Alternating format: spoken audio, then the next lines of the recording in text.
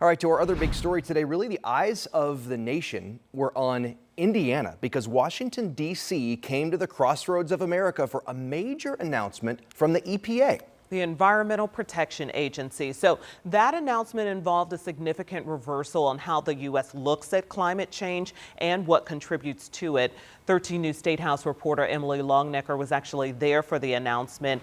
Emily, what did you learn?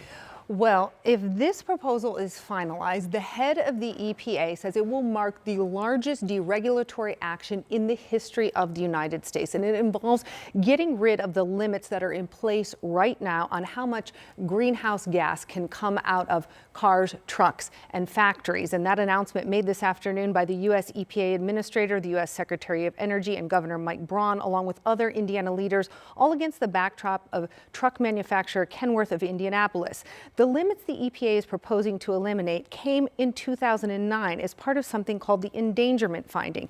It declared that carbon dioxide and other greenhouse gases endanger public health, and it's been the legal basis for all kinds of climate regulations on motor vehicles and power plants under the Clean Air Act.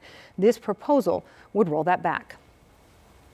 As it relates to greenhouse gas emission standards on light duty, medium duty, and heavy duty, it doesn't reset anything. It eliminates everything.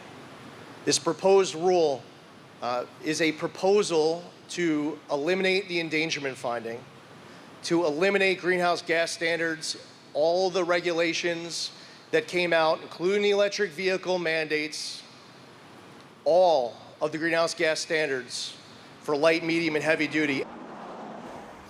Environmental groups and Democrats have said repealing the endangerment finding will be difficult. It was put in place 2 years after a 2007 ruling from the United States Supreme Court. That ruling said the EPA has the authority to regulate greenhouse gas emissions as air pollutants under the Clean Act. And the EPA administrator today, he criticized what happened after that Supreme Court ruling, saying an extremely creative and unprecedented spin was put on the Clean Air Act to get all of these regulations that we now see in place about greenhouse gas emissions. Now, coming up tonight at 6, we're going to have reaction from an environmental group and a Democratic lawmaker about today's announcement, and we'll tell you what the EPA says will happen next with this proposal. Oh, so some heavy hitters and a huge announcement here in Indianapolis. Right here. Why here? Well, they talked about the history of the automotive industry here in Indiana, also the trucking industry. Both industries have been impacted by the regulations on greenhouse gas emissions. So that's why they wanted to do it against that backdrop. And the crossroads of America. There you go. All right, Emily, thank you. We'll see you again at 6 o'clock.